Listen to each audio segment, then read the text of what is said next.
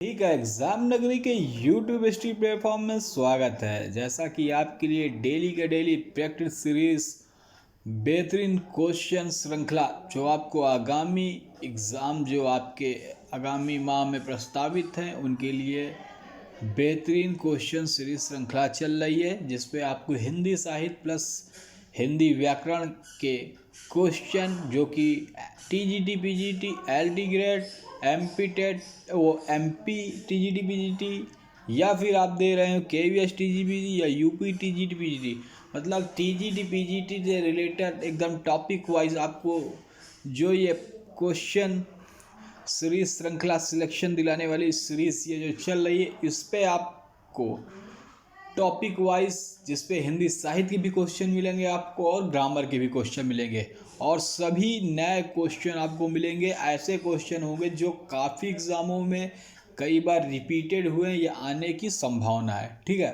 तो जो भी भाई बहन जो तैयारी कर रहा है टीजीटी पीजीटी उनके लिए बेहतरीन मौका है। प्लेलिस्ट बनी हुई है, वहाँ से जाकर आप क्लास भी ले सकते हैं।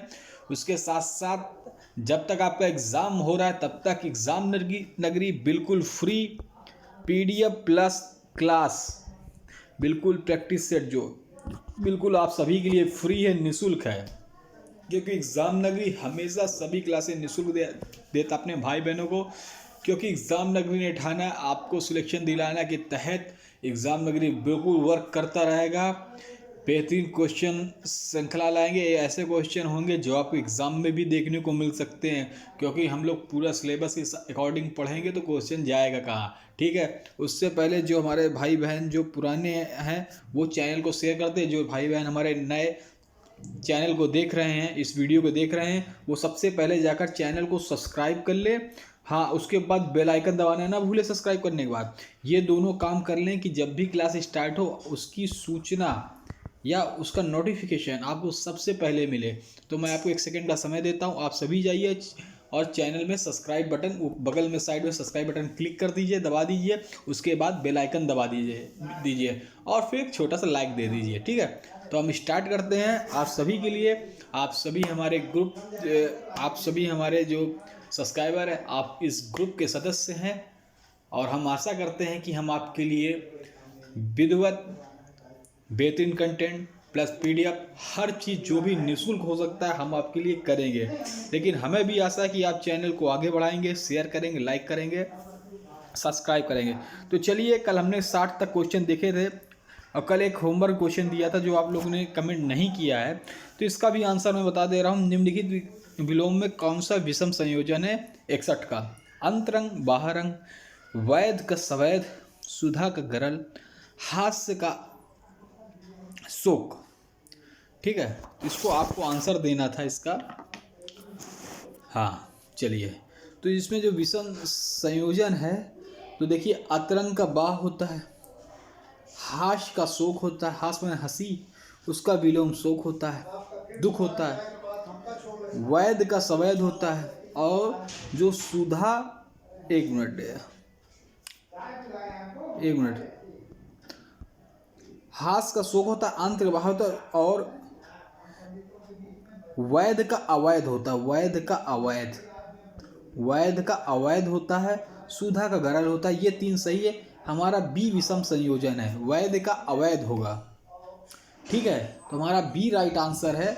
वैध का सवैध नहीं होगा, सवैध तो वही हो जाएगा, वैध का अवैध होगा। ठीक है, चलिए 62वें नंबर पर चलते हैं हम।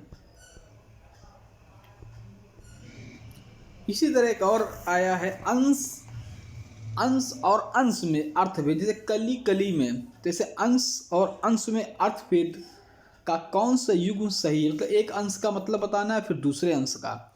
तो ए नुकीला और हिस्सा, बी सूर्य और भाग, डी कंधा और भाग, डी प्राण और भाग। तो आपके पास समय में 1 सेकंड का देता हूँ, थोड़ा समय देता हूँ, आप ले लीजिए और 62वें नंबर डालिए। आप डालिए 62 का, जो भी answer A B C D जो सही हो आप इसको कमेंट बॉक्स में ज़रूर कमेंट कर दें। ठीक है, चलिए, आशा आप सभी ने कमेंट भी कर दिया होगा और जिन्होंने अभी तक सब्सक्राइब और बेल आइकन नहीं दबाया वो बेल आइकन सब्सक्राइब कर ले, बेल आइकन दबा दे, जिससे आपको सूचनाएं क्लासों की मिलती रहें। एक भी क्लास छूटनी नहीं चाहिए। बहुत से भाई बहन हैं जिनके पास क्लास नहीं जाती है और देख नहीं पा रहे हैं, तो बेल आइकन और सब्सक्राइब ये दोनों आप जरूर कर लें। तो चलिए, 62वें का आशा है आपने कमेंट कर दिया होगा। तो इसका आंसर जो हो जाएगा, एक अंश का मतलब कंधा होता है, एक अंश का मतलब भाग होता है। तो आपका राइट आंसर सी हो जाएगा यहाँ पे, 62वें का सी। 70 चूहे खाए बिल्ली हज को चली, कहावत का अर्थ है, ये आपने पता होगा कि हज मुस्लिम धर्म में एक पवित्र जगह होती है। मतलब तुम कई सारे कत्ल कर दो फिर हज को चले जाओ, मतलब पुण्य कमाने, ठीक है। तो वो एक कहावत है, 70 चूहे खाकर बिल्ली हज को चली। तो कपटी स्वभाव का होना, बुढ़ापे में पूजा पाठ करना, कथनी करनी में भेद होना, न जीवन भर बुरा काम, अंत में अच्छा काम करने का ढोंग। तो आप समझ गए होंगे, अभी मैंने जैसे एक्सप्लेन किया है।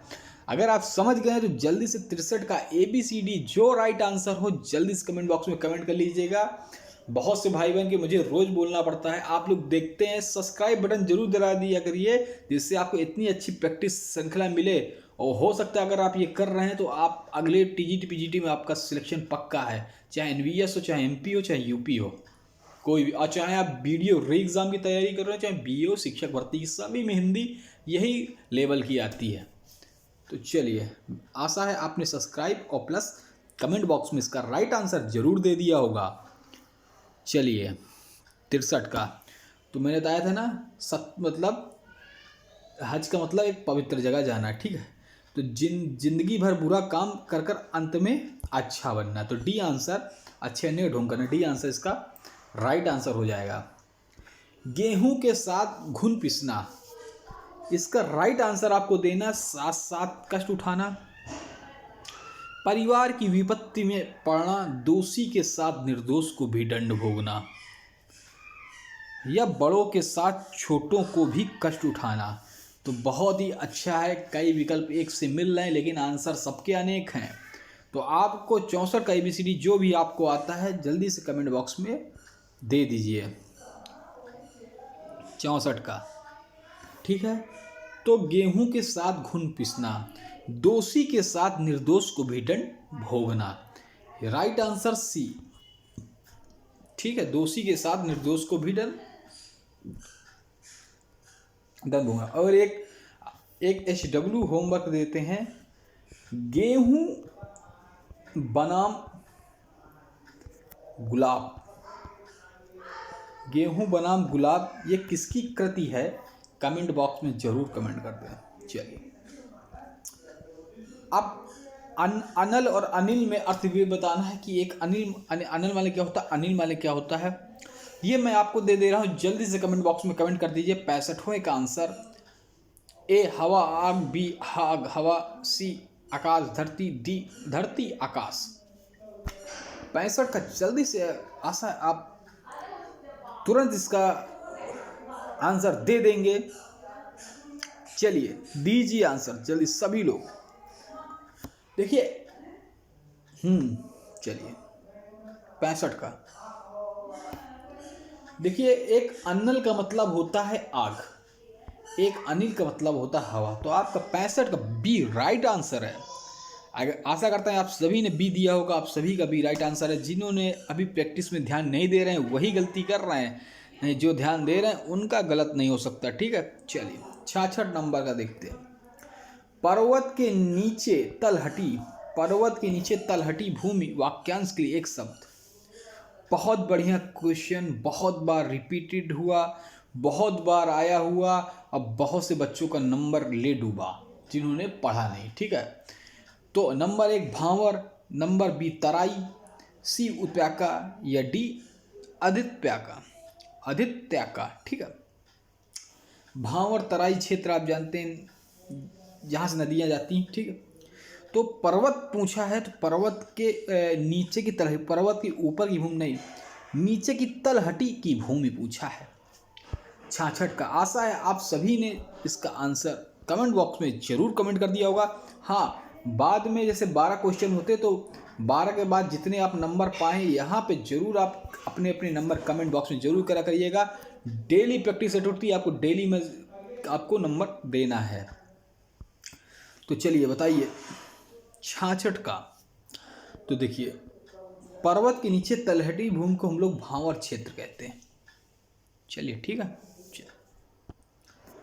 अगला क्वेश्चन, रंगमंच पर पर्दे के पीछे का स्थान क्या कहलाता है? बहुत बार पूछा गया है। रंगमंच पर पर्दे के पीछे का स्थान क्या कहलाता है? पृष्ठमंच, नेपथ्य, दर्शक दीर्घा या कलाकार दीर्घा? ABCD जल्दी से आप लोग आंसर इसका दे दें।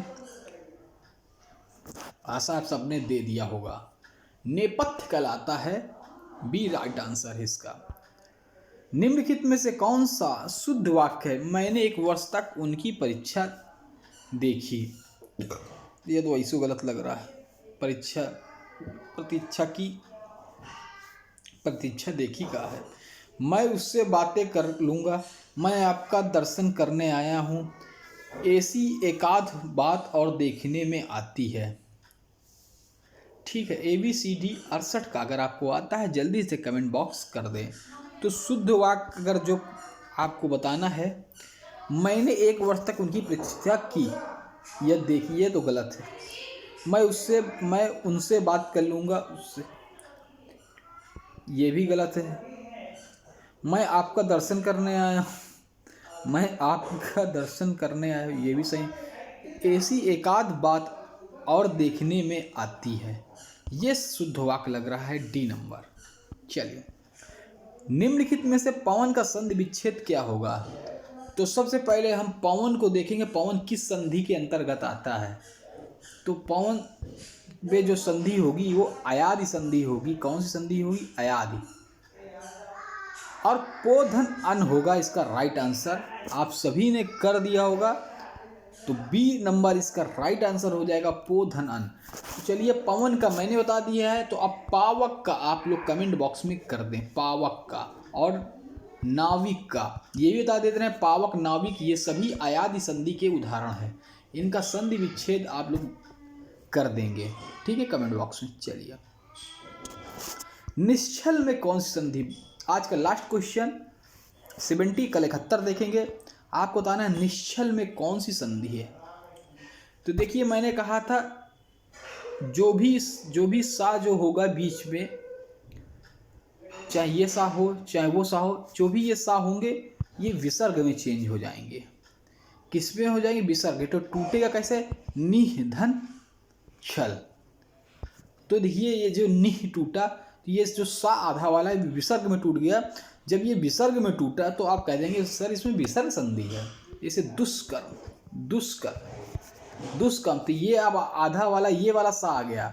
तीनों सा में कोई भी सा हो तो ये भी दुष्कर्म, दुष्कर्म, ये भी सर्ग में टूट जाएगा।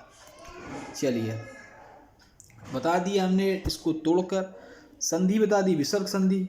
दीर्घ संधि का उदाहरण देख लें।